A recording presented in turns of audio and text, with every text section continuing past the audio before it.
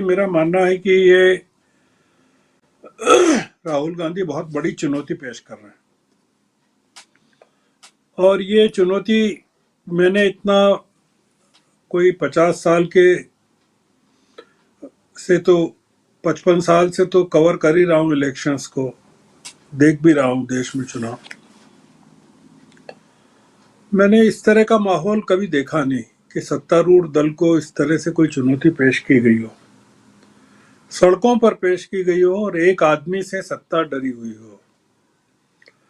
मैंने इसके पहले देखा था 1974 में जयप्रकाश जी के कारण जो डर था इंदिरा जी में, वो देखा था।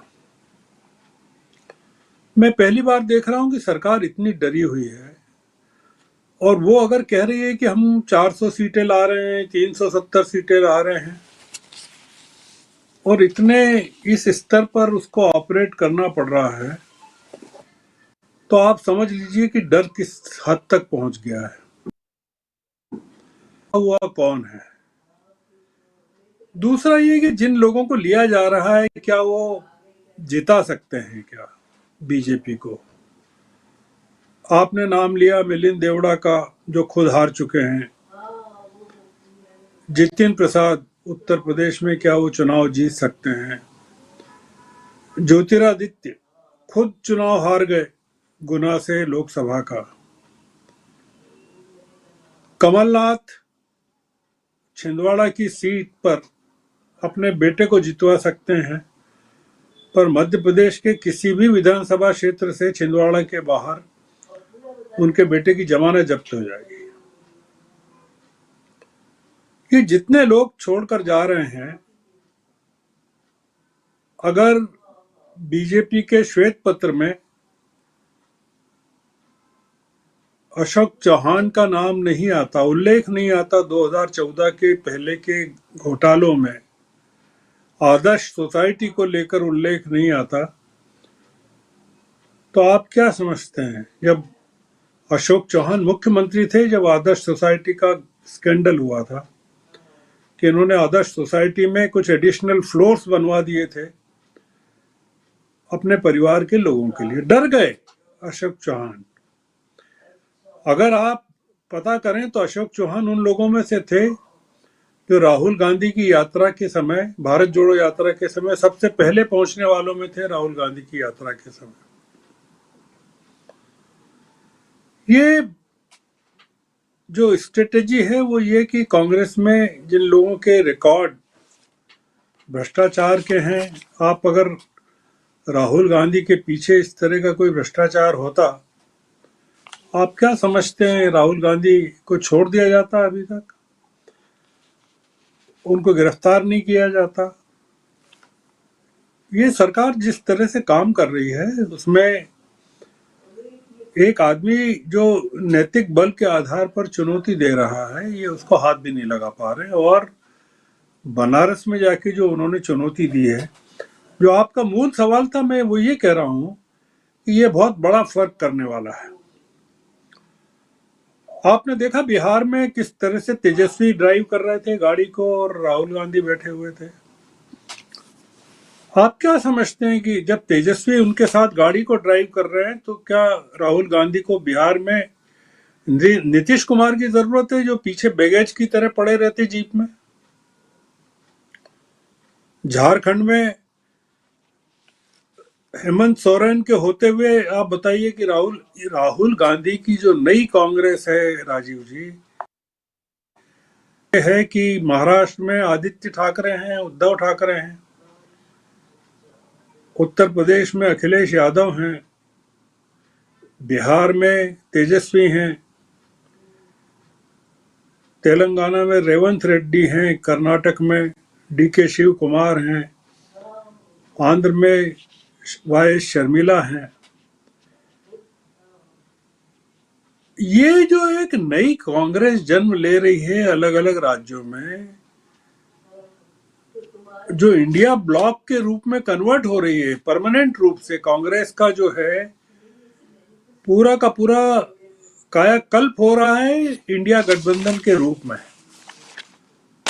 ये अब असली कांग्रेस जो बन रही है, आप इसको मानिए कांग्रेस ये है। वो जो कांग्रेस थी जिसमें कमलनाथ, अशोक चौहान, ये तमाम लोग थे, ये वो कांग्रेस तो खत्म हो गई। तो इसलिए ये जो लोग हैं ये अब अपने अस्तित्व की लड़ाई लड़ रहे हैं। और इस चुनाव में आप देखिएगा, जो मैं एक चीज बार बार कह रहा हूं कि ये सरकार क्या कर रही है। ये सरकार ये कर रही है कि उसको किसी भी तरह से बहुमत मिल जाए।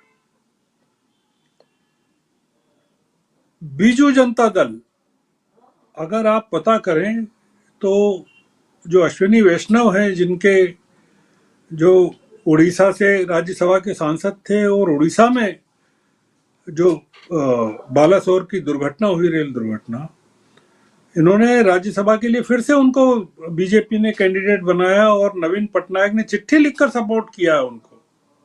वो चिट्ठी सोशल मीडिया पर चल रही है।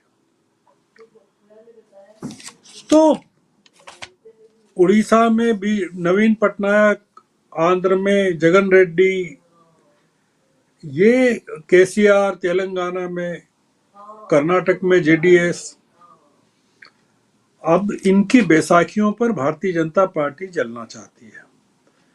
तो ये जो लड़ाई है वो अलग फेज में चली गई है। ये इन लोगों का कोई उपयोग नहीं है। इन जिन लोगों को ये लोग ले रहे हैं, ये सब चुनाव के बाद खत्म हो जाएंगे।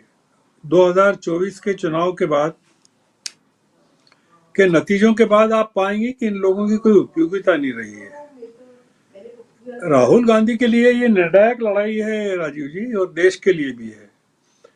इसके जो परिणाम हैं, आप सोचिए कि ये जो मूर्ख आदमी है क्या कह रहा है, मैं नाम नहीं लेना चाहता। वो कह रहा है कि 2024 में अगर बीजेपी फिर से आ गई तो 2029 में मैं हराऊंगा इनको। आपने पढ़ा कि नहीं, सुना कि नहीं वो बयान? ये भी मिला हुआ है, ये भी बीजेपी के साथ मिला हुआ है। तो राहुल गांधी को बहुत पार्टी के अंदर भी संघर्ष करना पड़ रहा है, इंडिया ब्लॉक में भी करना पड़ रहा है, और इतने धोखेबाज लोग मिल गए हैं जो राजनीति एक्सपोज कर दिया इस पूरे के पूरे घटनाक्रम ने, कि जो पार्टी के वफादार लोग थे, जो कमलनाथ 42 साल से, आप सोचिए कि भारतीय जनता पार्टी की बुराई करते थे, जो कांग्रेस के सिपाही थे, 91 से जो आदमी मंत्रिमंडल में है कांग्रेस में, उच्च पदों पर नरसिंह राव के जमाने से है, 1980 से जो पार्लियामेंट में है, 9 बार सबसे सीनियर आदमी पार्लियामेंट का, और 2014 में जब नरेंद्र मोदी आए चुनकर, तो प्रोटेम स्पीकर के रूप में इन्होंने शपथ दिलवाई थी सांसदों को।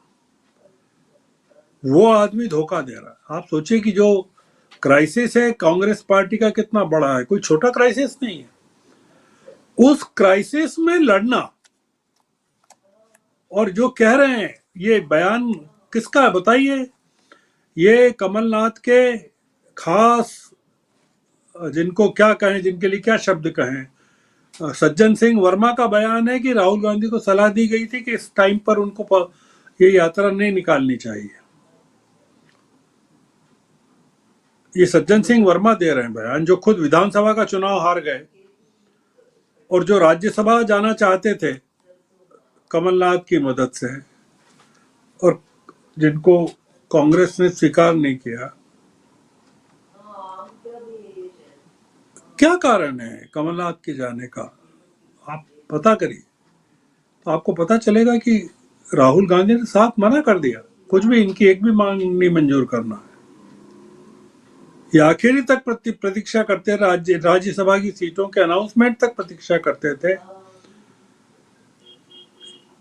जब वो एक सीट थी जो जिनको ग्वालियर के अशोक जी को दी गई, तब तक प्रतीक्षा करते रहे।